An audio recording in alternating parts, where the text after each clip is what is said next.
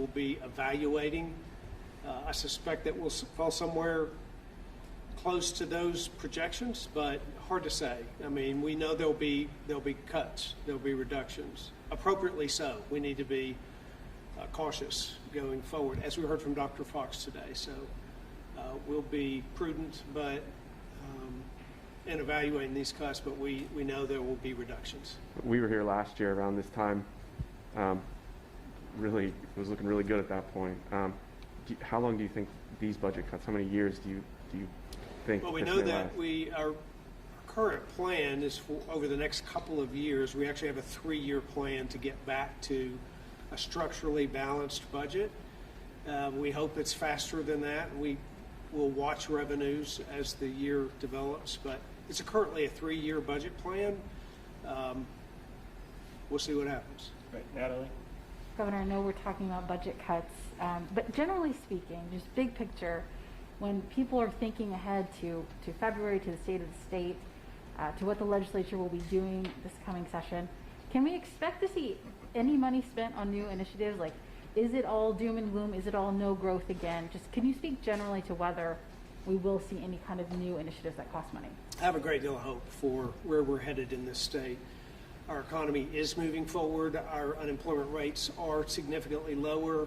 Our revenues are stronger than anticipated. So we're making plans now for appropriate spending to move forward. So we'll be very cautious in how we do that, but we absolutely are looking forward to plans that will include costs, but they'll be scaled back from what they would have been before. And then nationwide, we're kind of seeing some mixed reactions right now from Republicans on what's going on with the presidential election. You've seen some Republicans like Larry Hogan and Charlie Baker and Jeb Bush, Mitt Romney, of course, congratulating the president-elect. Do you think Joe Biden is the president-elect? What I think is that we have a process in this country for elections, and we need to see that process to the end. And that process includes recounts. It can include legal challenges. And the president certainly has every right to pursue that process to the end and should. We need to make sure that every legal ballot that was cast is counted. And we've seen this before. We certainly know that if the roles were reversed, the Democrats would be doing the same thing. We've seen this before in elections in our history, and we need to make sure we follow that process. I believe in that. I think the country expects that. I will say that if every state had an election process like Tennessee, we wouldn't be in this situation right now. I'm proud of the fact that we had such a well-run process and that it was done timely and we knew the results quickly, but we will watch that process. Do you think there is widespread voter fraud? I think there's a process that would determine if that's the case, and that's the reason that we have to make sure the process is seen to the end. Right. 2 questions, one about revenue, and I believe I heard Commissioner Ely say that we should expect dropping of revenues during the coming year, but that should be something Tennesseans should expect too, as this budget is put together, presented. 2 months, 3 months? Is it not? I mean, isn't that the course we're looking at here? Yeah, well, there has been an awful lot of money, stimulus, revenues pushed into our state. Unemployment programs, the CARES Act funding itself that put revenue out into businesses and nonprofits and to government entities. Those are all dollars that have kept our revenues up. And we know those dollars are going to run out. So it will change the revenue picture going forward. It's all but certain that will happen. The challenge is knowing just how much it will change. And so we should see that going forward. We should see a change in the revenue and the revenue receipts in the next year. And therefore, that's why change going up or down? we expect that they would be less robust than they have been in this past quarter. That being said, the economy is also improving fairly rapidly in our state. And as the unemployment rate drops, there's not the need for unemployment insurance like there was before. So you can't say with much certainty whether there will be increases or reductions.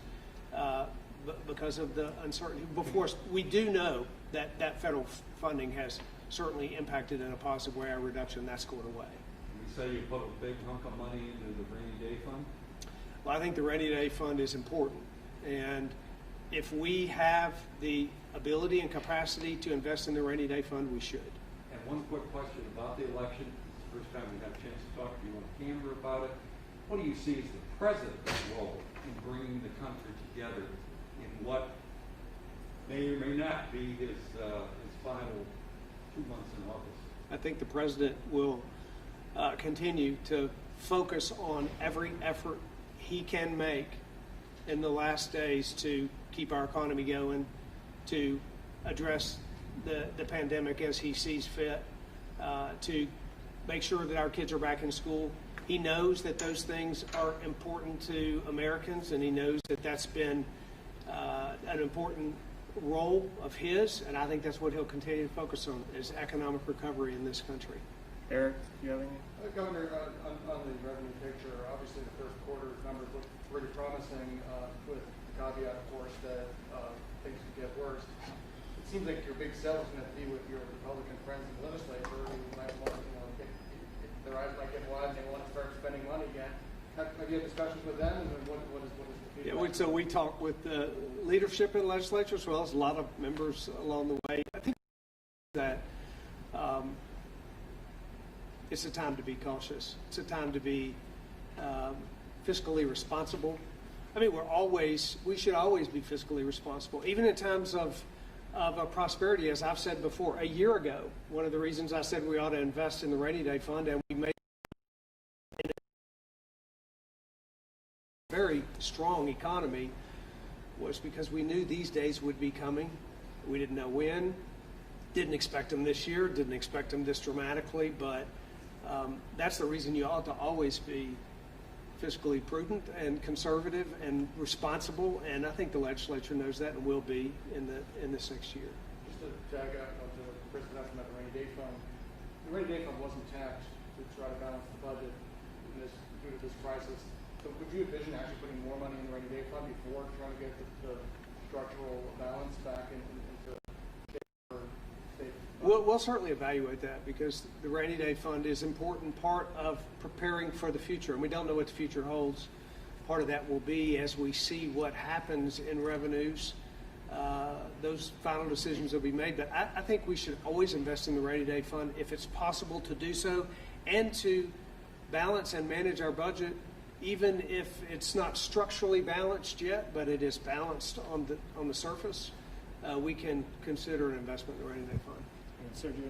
Governor, going back to the presidential election, so at this point you don't recognize Vice President Biden as the president-elect?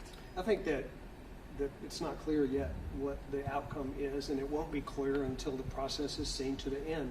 And I think the country should see that process to the end. I think that's important. We've seen that happen many times before, and it ought to happen this time as well. You said you want every legally cast ballot counted.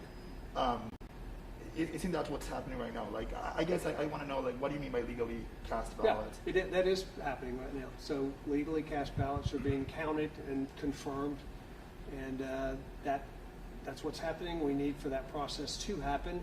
And when there's any concern about that process not legally being appropriate, then it's being challenged, and we see that to the end. Even if at the end of the day it's Vice President Biden who gets certified as the president, is your administration going to work with them, or should we expect some resistance? I'm going to be focused on what's very best for Tennesseans, and that includes working with the federal administration, regardless of who that is. Regardless of what happens in Washington, D.C. over these next weeks, we will continue to be focused on operating this state fiscally conservatively managed, as we've said, using conservative principles going forward. That's not going to change no matter what happens. Just one question. I know the goal is not to shut down the economy again, but assuming that because we have been seeing large COVID case numbers, this winter is very, very hard, and we do take a hit. In these budget meetings, are you taking into account that we could see more job cuts or anything else like that happen? I don't expect that we're going to make decisions to close down the economy, especially with the understanding that we have a vaccine coming in very near future. And we're starting that plan. We have a distribution plan for that. So closing down the economy is not anything that we are looking at or thinking about at this point. All right, thank you, everybody. Thank you, Governor. Thank you. Can I get those mics, Governor?